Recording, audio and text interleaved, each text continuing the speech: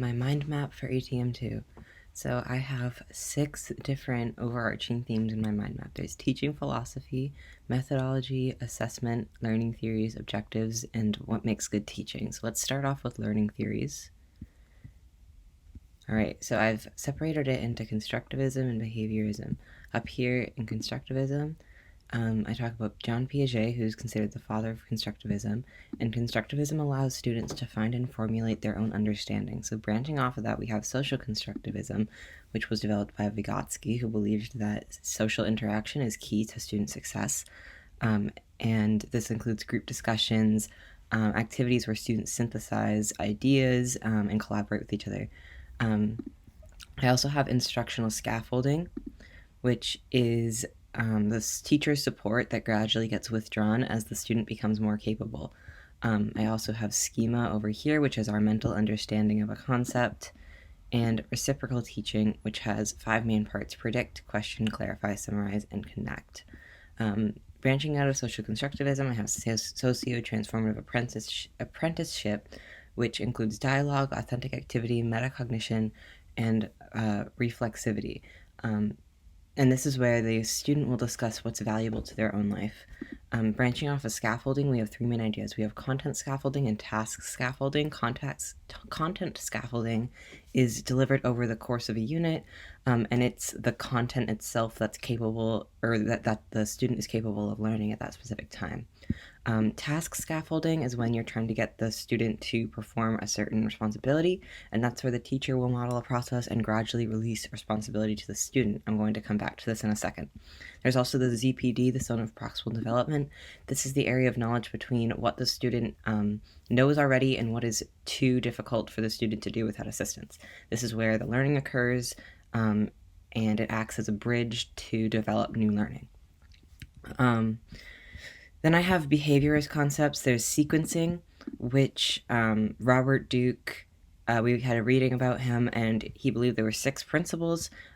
First is that you need a starting place, you need to identify the demands of each task, and you needed to make sure that you only included the basic and most important information, and design and adjust a path specifically for student success, so that might look different depending on what classroom setting you're in or what student you're working with. You need to make sure that your sequencing is flexible and you're able to go back in the plan if you missed something or if the student needs clarification. And you want to make sure that you repeat activities to create habit with the student. I also have the gradual release of responsibility. This is in 4 parts. This is model, guide, collaborate, and independent. And this refers back to, I have scaffolding connecting to it because this is another form of task scaffolding where the teacher starts off modeling and demonstrating with more of the responsibility, and then that eventually gets handed off to the student in forms of collaboration and working independently. So that's learning theories. Then I have objectives. So under objectives, I have the core art standards: create, perform, respond, and connect. I have behaviorist objectives, so that includes the 5-part objectives. That includes the context of the learning situation. It identifies who the learners are. It identifies what the learners will be able to do by the end of the unit or lesson. It identifies the conditions of the learning, and it identifies a clear success rate of how well the learning will occur, so like 80% of the class or 100% of the class. Some key words in a behaviorist objective would be describe, list, perform, etc. I also have cognitive objectives, and there's 4 facets of cognitive objectives. The first one is explanation, so that might be the student retelling something in their own words. Then there's interpretation, which means going beyond whatever you're talking about, like looking at the underlying meaning of something, if there's symbolism in it, that kind of a thing. There's application, which is the question, what can be learned, what that we learned can be applied to other contexts outside of the classroom. There's also perspective, which means understanding multiple points of view, so looking at maybe something that's about the same topic but has a different opinion, or discussing with peers about your opinions on it. Some key words would be apply, explain in own words, distinguish, or interpret. I have experiential objectives, so this emphasizes the process over the product. So this means engaging with the music and different ways of performing and actively doing something in relation to the music as opposed to simply learning about it. Some keywords of an experiential objective would be to sing, play, compose, words that actively involve the student in the musicking process, and I'll come back to that in a little bit. There's constructivist objectives, which will connect to the prior knowledge and invoke a change in the student's perception. I'm going to come back to what makes good teaching. I'm going to go right over here to teaching philosophy. Okay, so the four main philosophies I have in my mind map are aesthetic view. This was one of the main educators who talked about the aesthetic view was Bennett Reamer. There's the praxial approach, which two main people are David J. Elliott and Marissa Silverman. There's the utilitarian approach, which Lowell Mason used when he integrated education into music education into Boston public schools. And there's critical pedagogy, which includes readings from Paulo Freire and Frank Abrams.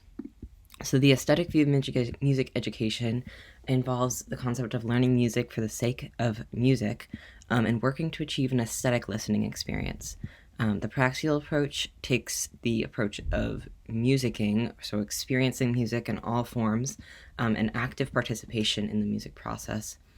The utilitarian approach to teaching philosophy is that music has multiple benefits outside of the classroom, and that you can take what you learn in a music class and apply it to other classes and other things that the student is learning. Critical pedagogy encompasses these four main principles: partner, present, personalize, and perform. Partner includes collaboration. What can the student bring to the lesson? And bringing the lesson into the student's world. That goes back to here. Honoring the student's world is a big part of critical ped. Present, what can the teacher offer to the student? So this fosters musical intellect as the teacher presents new content and new information. Personalize means that it merges the learning space between what the students learn in school and what they learn outside of school. This fosters musical imagination and creativity. The last is perform, which is the opportunity for the student to share their own work. This is very, very student-centered. And then this is also anti-banking model. Paulo Freire was very anti-banking. Banking model is when the banking model is just pouring information into the student, but Paulo Freire believed that it should be approached in terms of honoring the student's world. So in this, I have a connection between process over product, which is experiential objective, and praxialism, because the concept of the active involvement in the music process as opposed to the products that you make at the end is relevant in the praxial approach. So next, I just have the methodologies because we talk about them a lot, and they have influence in all of the other areas in my mind map. So obviously we have Suzuki. He was mostly focused on instrumental music. He believed in the show then do philosophy, or methodology where you show something and then the student will do it.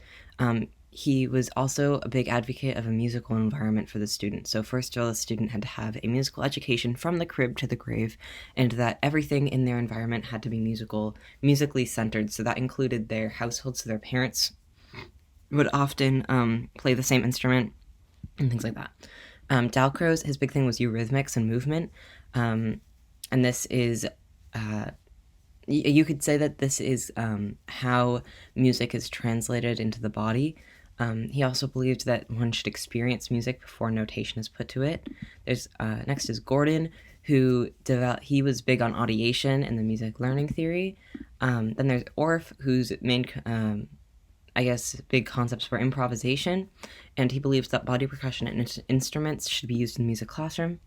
And last is Kodai, who he didn't invent the solfege syllables, but he definitely helped use them widespread. He definitely advocated for the widespread use of solfege syllables in the classroom. He believed in starting from the student's world, so he started from folk songs that the student already knew as a child and applied musical education to those folk songs that they already knew. So this connects back to honoring the student's world in critical ped. Next I have assessment. So I have the two types of assessment, assessment and evaluation. Evaluation assigns a grade value and corresponds to the core standards, so I have a connection going back to the core art standards.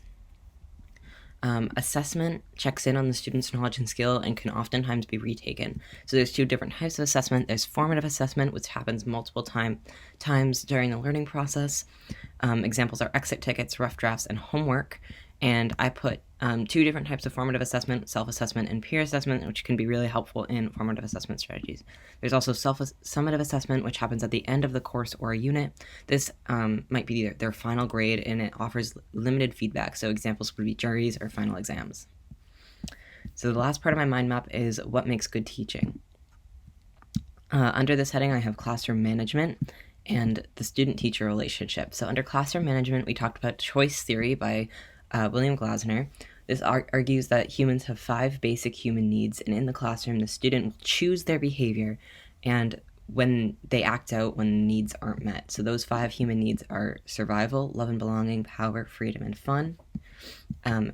There are 4 types of misbehaving students. There's attention-seeking students. They might be passive, they might lag behind, and they rarely disrupt the whole class. And what makes them attention-seeking and not power-seeking is that they'll stop when we intervene. So in terms of intervention, you should refuse to respond if it's non-disruptive, or do the unexpected. So distract the student with a direct question, flick the lights on and off, something to get their attention. Prevention would be to catch the student in positive behaviors and teach the students to ask for attention or help when they need it. Next is the power-seeking student, and this, if we intervene, might get worse. So the power-seeking student disregards instruction and tries to prove that they're in charge. And this is kind of a misbehavior that will only stop on the student's terms.